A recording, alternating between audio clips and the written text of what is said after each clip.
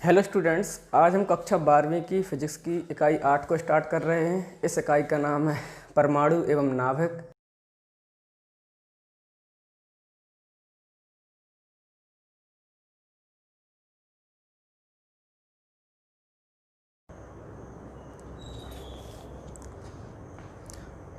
आज का हमारा प्रश्न क्रमांक 6 है, अल्फा कणों के प्रकीर्णन संबंधी रदरफोर्ड के प्रयोग का वर्णन निम्न शीर्षकों के अंतर्गत कीजिए। पहला बिंदु होगा हमारा नामांकित चित्र, दूसरा बिंदु होगा हमारा प्रयोग विधि, तीसरा बिंदु होगा अल्फा कणों का प्रक्षेप मार्ग, और चौथा बिंदु होगा परीक्षण, और पांचवा बिंदु निष्कर्ष। और इस प्रश्न का एक अथवा होगा गाइगर मार्शडन के प्रयोग को विस्तार से समझाइए। गाइगर मार्शडन के प्रयोग को विस्तार से समझाइए। तो हमने अभी पिछले प्रश्नों में क्या देखा था कि परमाणुवाद सबसे पहले दिया था महर्षि कणाद ने ईसा से 600 वर्ष पूर्व। इसके बाद सन 1808 में जॉन डाल्टन आए, उन्होंने भी परमाणु की परिभाषा दी। इसके बाद सन 1898 में हमारे जे थॉमसन आए, जिन्होंने परमाणु की संरचना वाटरमेलन से कर दी। और फिर इसके बाद हमारे जो वैज्ञानिक थे वह थे रदरफोर्ड। उन्होंने परमाणु का एक प्रयोग किया परमाणु की आंतरिक संरचना जानने के लिए। वे जानना चाहते थे कि परमाणु के अंदर क्या होता है, यानी परमाणु कैसा होता है अंदर से।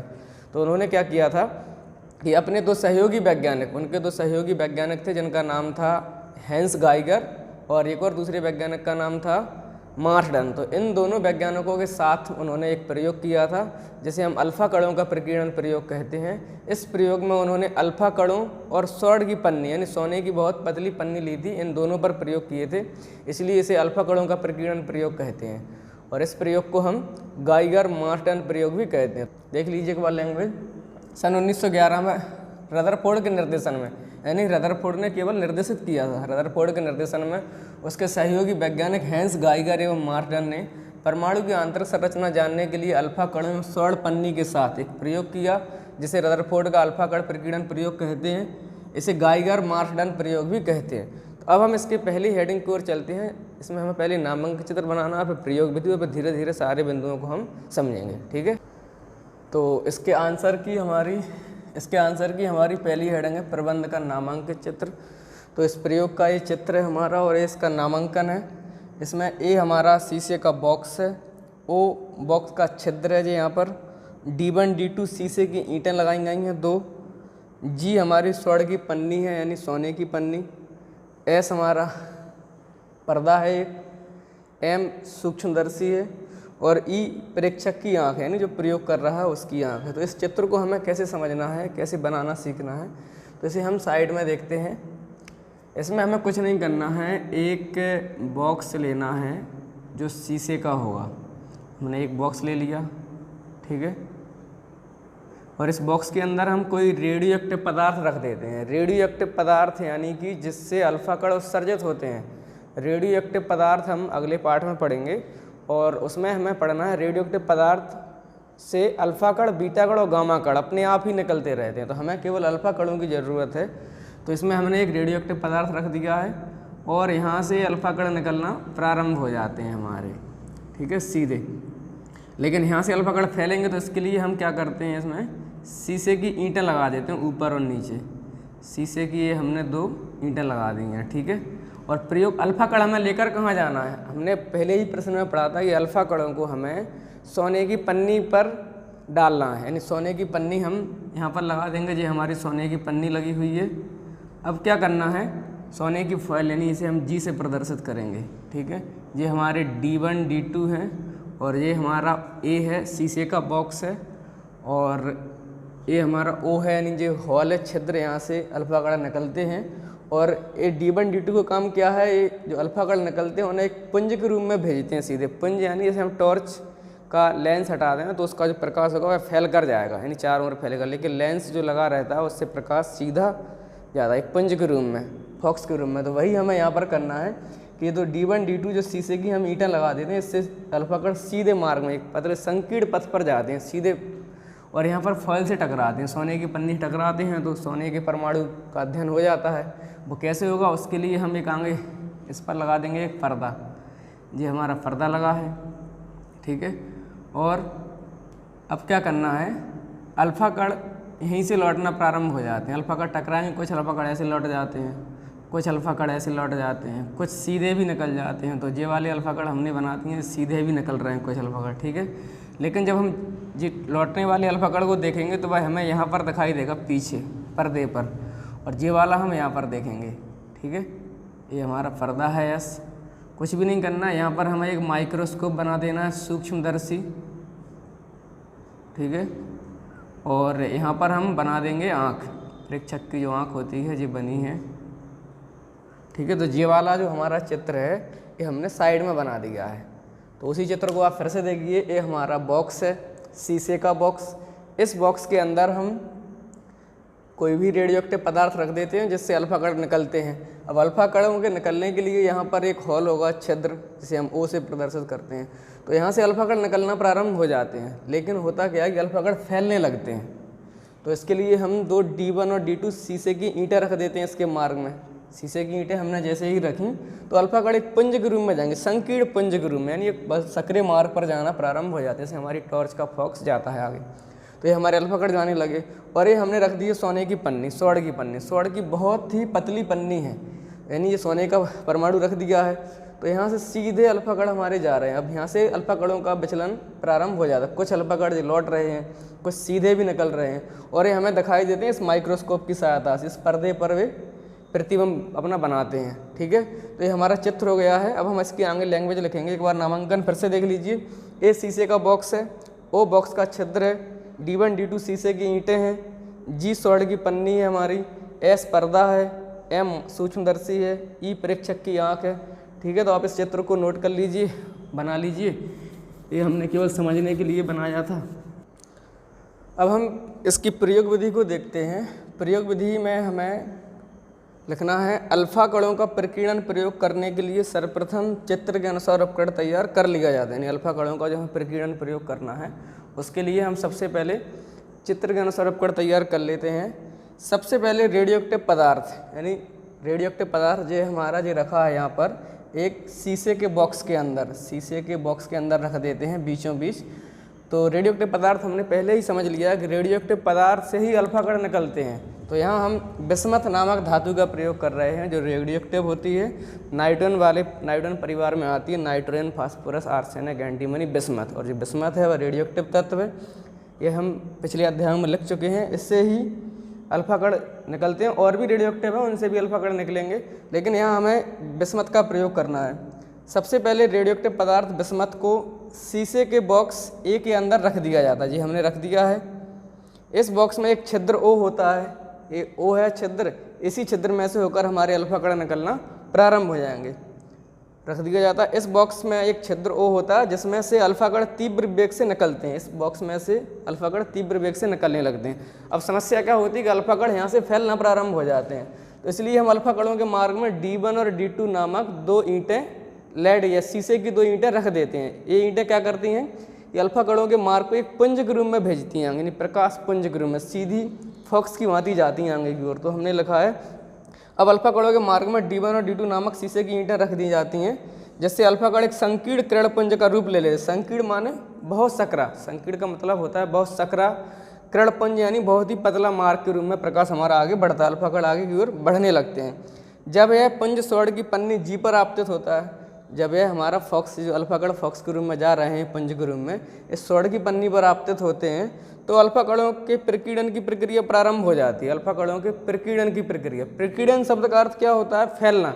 शुद्ध हिंदी में अगर हम प्रकीर्णन शब्द का अर्थ समझें तो फैलना होता है, यानी यहाँ से हमारे अल्फ़ा कण फैलना प्रारंभ हो जाते हैं। कुछ अल्फ़ा कण इस कोण पर घूम जाते हैं, कुछ इस कोण पर लौट जाते हैं, कुछ अल्फ़ा कण सीधे भी निकल जाते हैं, वो हम आगे वाली हेडिंग में समझेंगे। तो अल्फ़ा कण के प्रकीर्णन की प्रक्रिया प्रारंभ हो जाती है। इस क्रिया को हम पर्दा एस बस सूक्ष्मदर्शी एम की सहायता से देख सकते हैं, ठीक है। तो एक बार आप इस लैंग्वेज को फिर से देख लीजिए। कुछ भी नहीं लिखना है, जो कुछ हमने चित्र में बनाया है वही हमें लिखना है। क्या लिखना है कि अल्फ़ा कणों के प्रकीर्णन संबंधी प्रयोग को करने के लिए सर्वप्रथम चित्र के अनुसार उपकरण तैयार कर लिया जाता है। एक शीशे के बॉक्स के अंदर सबसे पहले रेडियो एक्टिव पदार्थ, बिस्मथ आदि को रख दिया जाता है। इस बॉक्स में एक छिद्र होता है जिससे अल्फ़ा कण तीव्र वेग से निकलना प्रारंभ हो जाते हैं। अब इन अल्फ़ा कणों के मार्ग में D1 और D2 नामक 2 शीशे की ईंटें रख दी जाती हैं। ये ईंटें अल्फ़ा कण को प्रकाशपुंज, संकीर्ण प्रकाशपुंज के रूप में आगे भेजती हैं। और जब यह संकीर्ण प्रकाशपुंज स्वर्ण की पन्नी पर आपतित होता है तो अल्फा कणों का प्रकीर्णन यानी कि फैलना प्रारंभ हो जाता है। और फिर हम इस क्रिया को देखना है तो हम कैसे देखेंगे, एक पर्दा लगा होता है जिस पर हमें प्रतिदीप्ति यानी चमक के रूप में दिखाई देते हैं, और सूक्ष्मदर्शी सबसे महत्वपूर्ण उपकरण होता है। यानी सब इस क्रिया को देखने के लिए हम सूक्ष्मदर्शी और पर्दा का प्रयोग करते हैं। ठीक है, तो हम इसकी अगली हेडिंग की ओर चलते हैं। अब आप इसे नोट कर लीजिए।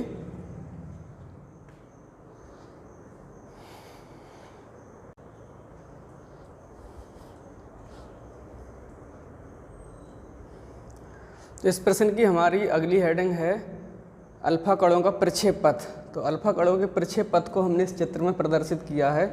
अब इसे आपको कैसे देखना है, जैसे हमने अभी वो चित्र बनाया था कि एक शीशे का बॉक्स होता है और इस बॉक्स के अंदर रेडियोएक्टिव पदार्थ रखा होता है जहाँ से अल्फा कण उत्सर्जित होते हैं, और इसके बीच में D1 D2 शीशे की ईंटें लगी होती हैं, और यहाँ पर हमारी स्वर्ण की पन्नी होती है और यहाँ से इनका विक्षेपित होना प्रारंभ हो जाता है, और यहाँ पर एक पर्दा लगा होता है। ठीक है, तो इसमें आपको क्या करना है, इसी चित्र को हमने बहुत ही बड़े रूप में बताया। जब हम इसको सूक्ष्मदर्शी से देखते हैं, यहाँ पर हमने सूक्ष्मदर्शी भी बनाई थी और यहाँ पर हमारा नेत्र बना था। तो जब हम इस चित्र को, जब हम इस क्रिया को यहाँ पर जो स्वर्ण की पन्नी पर जो अल्फा कणों के जो प्रकीर्णन की प्रक्रिया हो रही है, जब हम इसे सूक्ष्मदर्शी की सहायता से देखते हैं तो यह कुछ ऐसा दिखाई देता है, इस प्रकार का। ये हमारी स्वर्ण की पन्नी है, स्वर्ण का जो परमाणु होता है ये यहाँ पर बीच में दिख रहा है, स्वर्ण का परमाणु है, और यहाँ से हमारे जो निकल रहे हैं प्रकाशपुंज है अल्फा कणों का फॉक्स है। यह अल्फा कणों का प्रकाशपुंज है, बहुत ही संकीर्ण।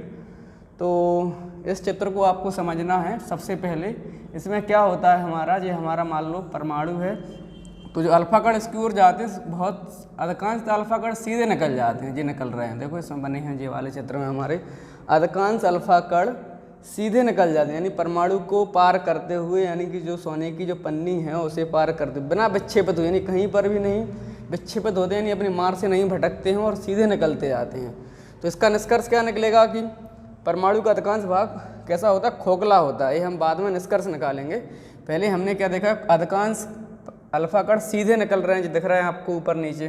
कुछ अल्फा कण अधिक कोण से विचलित हो रहे हैं और कुछ अल्फा कण हमारे न्यून कोण से विचलित हो जाते हैं, और केवल एक अल्फा कण यानी बहुत कम अल्फा कण जैसे जाते हैं और वैसे ही लौट आते हैं। यानी कुछ अल्फा कण सीधे मार्ग से जा रहे हैं और उसी मार्ग से वापस लौट आते हैं। इसका आशा यह है कि जहाँ से लौट रहे हैं वहाँ परमाणु के अंदर कुछ ना कुछ तो होगा। तो इससे रदरफोर्ड ने अनुमान लगाया कि परमाणु पूरा खोखला होता है और उसके बीच में केवल एक जगह उसका धनावेश उपस्थित होता है जहाँ से हमारे अल्फा कण लौटते हैं। अब इसका अनुमान यही कैसे लगा कि यहाँ पर केवल धनावेश ही होंगे, ऋणावेश क्यों नहीं होंगे, यानी इलेक्ट्रॉन क्यों नहीं होंगे। तो क्योंकि दो धनावेश, क्योंकि अल्फा कण भी हमारा पॉजिटिव होता है और जो प्रोटॉन होता है यानी जो धनावेश होता है वह भी पॉजिटिव होता है। तो क्या होगा कि दोनों धनावेश एक दूसरे को प्रतिकर्षित करते हैं, यानी प्रतिकर्षणी क्रिया होती है, एक दूसरे को भगाते हैं। तो यही तभी तो ये लौट रहे हैं। अगर जो धनावेश होगा तभी हमारे अल्फा कण वापस लौट कर आएंगे, और ये हमारे मार्ग से विचलित भी हो रहे हैं। और अगर ऋणावेश होता है यानी इलेक्ट्रॉन होते तो फिर इनमें आकर्षण होते हैं, एक दूसरे यानी कि एक दूसरे को खींचते। तो इससे तो स्पष्ट हो गया है कि बीच में धनावेश है और बहुत ही कम स्थान पर परमाणु अधिकांश हमारा खोखला है। तो इसके निष्कर्ष और जो परीक्षण थे उन्हें देखिए आप एक एक करके। तो परीक्षण का पहला बिंदु, अधिकांश अल्फा कण बिना विचलित हुए पन्नी को पार करते हुए सीधे निकल जाते हैं। अधिकांश अल्फा कण हमारे बिना विचलित हुए यानी बिना मार्ग में भटके पन्नी को पार करते हुए सीधे निकल जाते हैं।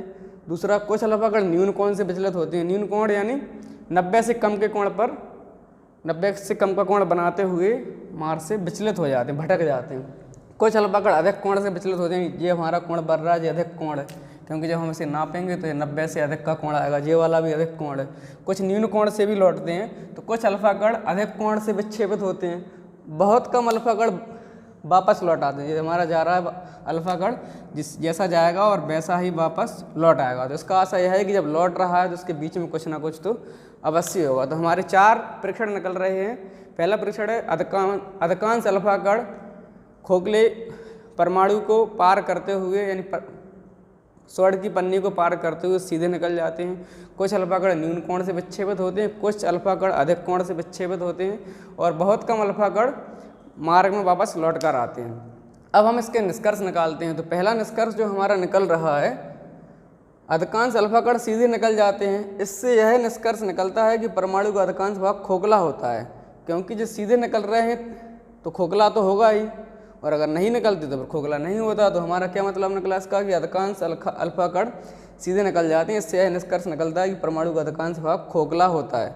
दूसरा बिंदु, कुछ अल्फा कण न्यून कोण एवं अधिक कोण से विचलित होते हैं, विक्षेपित होते हैं। इससे यह निष्कर्ष निकलता है कि परमाणु के अंदर धनावेशित कण निश्चित रूप से उपस्थित होने चाहिए, यानी परमाणु के अंदर पॉजिटिव यानी जो प्रोटॉन होते हैं वही उपस्थित होने चाहिए, तभी तो विक्षेपित हो रहे हैं। क्योंकि अगर इलेक्ट्रॉन होता तो पहले ही बता दिया है कि ये आकर्षित होते यानी उसकी ओर जाते, लेकिन ये दूर जा रहे हैं। तो इससे क्लियर निकल रहा है कि परमाणु के अंदर केवल और केवल धनावेशित कण ही है, यानी परमाणु के अंदर जो है वह बीचों बीच में है, वह केवल धनावेश है।